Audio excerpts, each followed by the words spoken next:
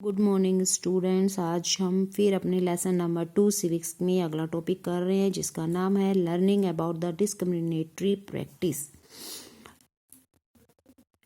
Racial discrimination was exercised by the British on Indian during their colonies rule in India। जातीय भेदभाव British में जो उनकी colony थी, उनके जहाँ पे लोग रहते थे, उसके आधार पे इन भारतीय लोगों के साथ में वो भेदभाव करते थे। The non whites India were ill treated, जो जिनका रंग सफ़ेद नहीं होता था उनके साथ में बहुत ही अभद्र व्यवहार किया जाता था, मतलब उनके साथ में अच्छा सलूक नहीं किया जाता था।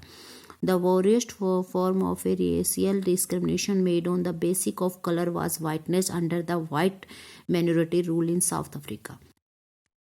जो सबसे ज़्यादा जातीय भेदभाव था वो साउथ अफ्रीका में सफ़ेद और काले रंग को लेकर होता था। इट वॉज कॉल्ड एपाथर, इसे एपाथियड कहते थे। Even in free India we often find that people from the north eastern state and are often subjected or to bad and unequal treatment in other big cities due to their different racial and cultural appearance। आज आज़ाद भारत में देखा जाता है कि जो north side से जो लोग रहने के लिए यहाँ पे आते हैं उनके साथ में किसी तरह का बड़े शहरों में किसी भी तरह का कोई भेदभाव नहीं किया जाता है, ना ही उनकी जाति को लेकर, ना ही उनके कल्चर को लेकर के। अगला है the constitution and respect for diversity. The struggle for freedom in India was not only a movement for freedom from the British rule. जब भारत को आज़ादी के लिए भारत को बहुत सारा स्ट्रगल करना पड़ा था, जब ब्रिटिश सरकार के रूल भारत के ऊपर चलते थे। It was also the movement of various large group of people who fought to climb an equal position with the rest of the social group। इसके लिए लोगों को बहुत मात्रा में फाइट्स या लड़ाइयाँ करनी पड़ी थी, जिसके कारण लोगों को अपने इक्वल बराबरी का स्थान मिल सके, अपने सामाजिक ग्रुप के अंदर उनको अपनी बराबर का स्थान लोगों को मिल सके। डेल्स्ट humans, tribal and peasants fought against the inequality they experienced of in their lives। जो औरतें थी उनके साथ में भेदभाव किया जाता था और औरतें अपने राइट्स थे, मतलब अपने अधिकार थे, उनके लिए उन्होंने आवाज़ उठाई। The constitution came into force on 26 जनवरी। हमारा जो संविधान लागू हुआ था वो तो 26 जनवरी 1950 में। It is a whittle document that contain the basic framework of the government and the fundamental rights of the people of India. ये एक तरह से बेसिक, मतलब जो हमारे अधिकार हैं सरकार में, उनके बारे में लिखा गया था। The preamble to the constitution had declared India is a sovereign socialist secular democratic republic and granted social economics and political justice to all। इस संविधान के अंदर लिखा गया था कि है ना, सरकार सामाजिक आर्थिक और पॉलिटिकल, मतलब सामाजिक आर्थिक और के आधार पर लोगों के साथ में एकदम न्यायपूर्ण सरकार व्यवहार करेगी।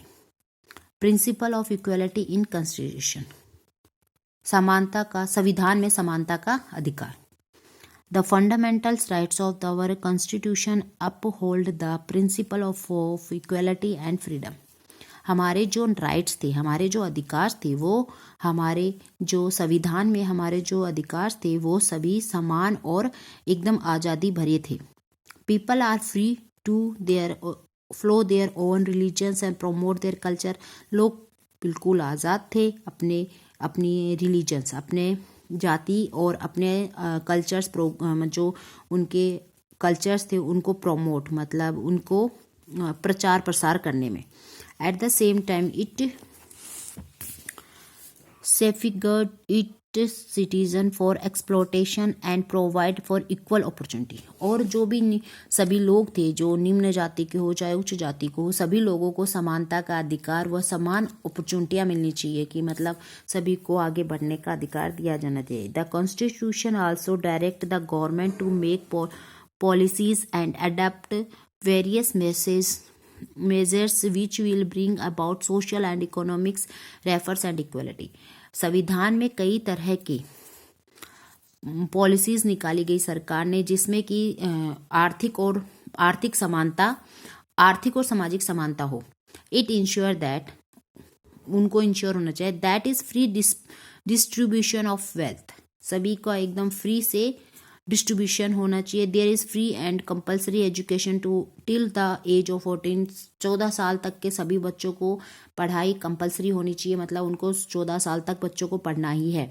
There is equal pay for equal work, अगर समान कार्य के लिए समान वेतन होना चाहिए। There are suitable agreement and law to safeguard the interest of the old and the sick and moral values of our maintenance various incepts and law are made to uplift the discrimination sections of our society which have suffered from social and economic inequality।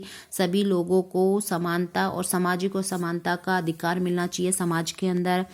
Introduction of effect things to remove poverty from rural and urban areas, जो ग्रामीण इलाके हैं उनको भी आगे बढ़ने में सहायता देनी चाहिए। मतलब employment of womens through education and by providing with their lack education, और लड़कियों को भी पढ़ाई करनी चाहिए तथा उनको आगे बढ़ने का अधिकार देना चाहिए। द कॉन्स्टिट्यूशन ऑफ इंडिया दस प्रोटेक्ट एंड इंक्रीज डाइवर्सिटी, संविधान समानता के अधिकार को इंक्रीज करे, बढ़ावा दे। We all must pay a meaningful rule in strengthening the fundamental unit of India. स्नैपरेक है। आपको जो पिक्चर दिख रही है वो महात्मा गांधी हैं, जिन्होंने दांडी यात्रा की थी और जो साउथ अफ्रीका में जो रंग भेद की नीति थी उसको भी उन्होंने ख़त्म किया था। और ये है डॉक्टर भीमराव अंबेडकर, जिन्होंने हमारा संविधान लिखा था। ये अनुसूचित जनजाति से थे, एसटी ग्रुप में आते थे ये, फिर भी इन्होंने अपने आप को आगे बढ़ाया। और अगर आपको इसमें वीडियो में कुछ समझ में नहीं आ रहा तो आप मुझसे पूछ सकते हैं। कल हम अपने अगले वीडियो में इस लेसन के क्वेश्चन आंसर्स करेंगे। Take care, bye bye.